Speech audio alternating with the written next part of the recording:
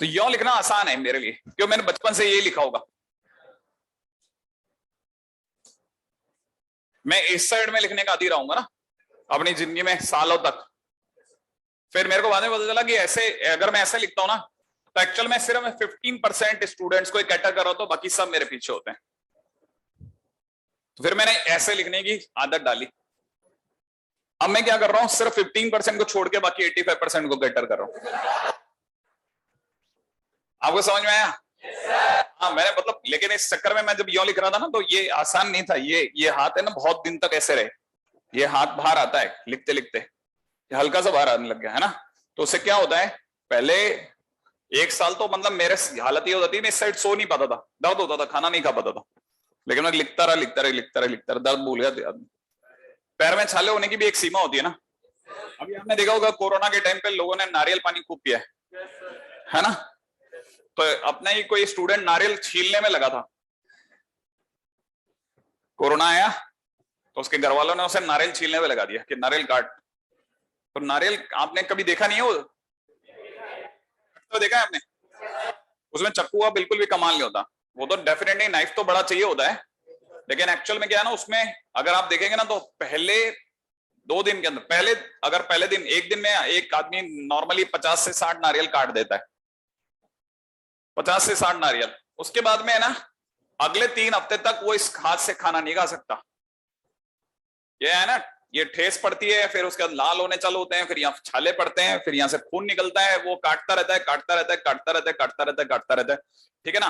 वो पकड़े रखता है, लेकिन ऐसे पकड़ने लग जाते हैं शुरुआत में। बहुत जो छोटे छोटे लड़के होते हैं ना, उन्हें पता नहीं होता कि ऐसे पकड़ना पड़ जाएगा चक्कू, वो पकड़ ही नहीं पा रहे होते, हाथ मुड़ता ही नहीं है, दर्द इतना ज्यादा होता है।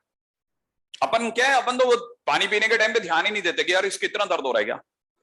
तो मैं उतरा, मैंने कहा यार इससे कैसे पकड़ रहे थे, ओए होए देखा पूरा लाल एकदम, खून ही खून, ठीक है। लेकिन मैंने कहा ना हर चीज कुर्बानी मांगती है, एक सीमा के बाद में वो कुर्बानी मांगती है कि नहीं साहब इसके बाद ही तेरी वो है मंजिल, ये जो सबसे गहरी रात होगी ना उसके बाद। फिर उसके बाद क्या है, 3 हफ्ते के बाद उसे याद भी नहीं रहता काय का छाला खट काटा, खट कर कट काट के दे देता है। फिर वो आप उसे 100 कटवाओ तो भी दर्द नहीं कोई। आगे बढ़ते हैं। यही मेरे को लगता है कि आप में से कई लोगों के लिए भी अच्छा हुआ बातचीत निकली, तो आप में से कई लोगों के लिए अच्छा सबक भी है ये, कि बस शायद मेरे को लगता है ना हर चीज एक कुर्बानी मांगती है, बस इस लेवल के बाद ही तेरी वो जगह है।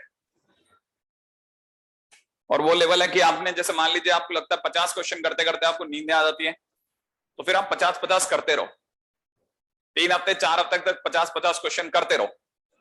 उसके बाद आपको पता ही नहीं चलेगा कौन 50 कैसा 50, आने दो 60 आने दो सर 70 आने दो, अब तो 70 भी होते हैं शुरुआत में, लेकिन ऐसे छाले भी बनेंगे आपके। तो बस आप उस मौके का इंतजार करो आप कि हाँ सब दर्द की इंतहा बढ़ गई सब।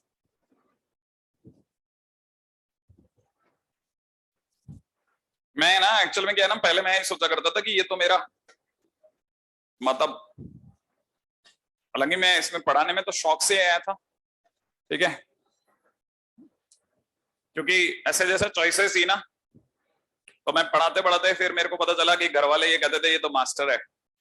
तो जो मेरी जब शादी होने वाली थी तो मेरे ससुर ने बताया भी नहीं किसी को कि ये आपका जो जमाई करता क्या है।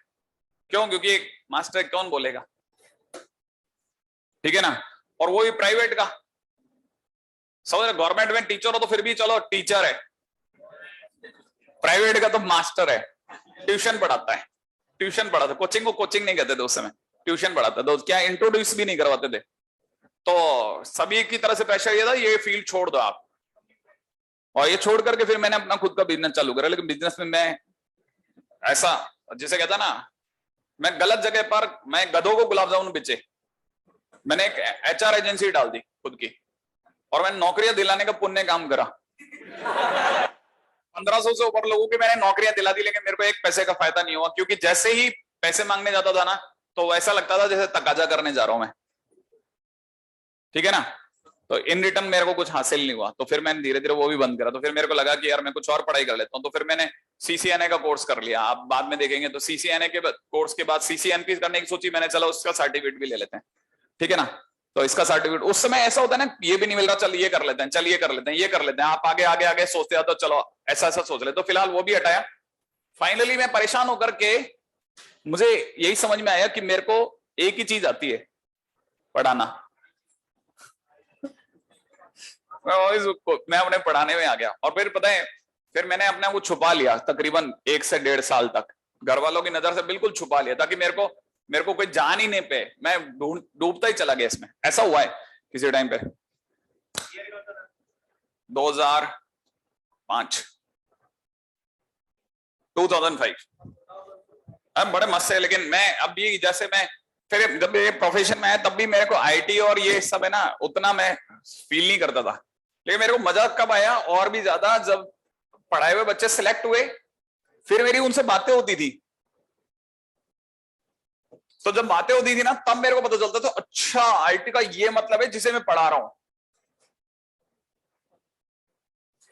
हाँ, आपको पता चलता फॉरेन से कॉल आ रहा है कि सर मैं वहां पहुंच गया, अभी मैनहट्टन से बोल रहा हूं सर, मैं अभी मैं वियना से बोल रहा हूं सर मैं, ठीक है ना। इस समय पर मैं सर वो एम्स्टर्डम में हूं। समझ रहे आप, जिन सिटीज के नाम आप सिर्फ मूवीज में सुनते हैं ना, वो पता चल रहा है बेटा वहां बैठा है आराम से। तब मेरे को पहली बार पता चला, अच्छा आईटी की ताकत है साहब। हाँ, इस डिग्री को भले कोई भी कितनी भी रैंक दे दे वर्ल्ड में कि हाँ ये तो 70वां प्लेस है, ये 80वां प्लेस है, लेकिन आपको पता नहीं है, मतलब इंडियंस की कदर तो बहुत है। मैं फिर बोल रहा हूँ आपको, इंडियन आईटी मतलब काम की चीज है। तो एक रास्ता समझ में आया मुझे कि मैं आने वाले टाइम में आप में से कभी किसी को बता पाऊं कि या तो धक्के खाओ 13 साल, या ये 13 महीने 14 महीने धक्के खा लो, बस चॉइस आपकी है। ठीक है, आगे बढ़ जाओ। ठीक है, इससे पहले कि आप इमोशनली हो जाओ, क्योंकि ये इमोशंस का गेम नहीं है ये।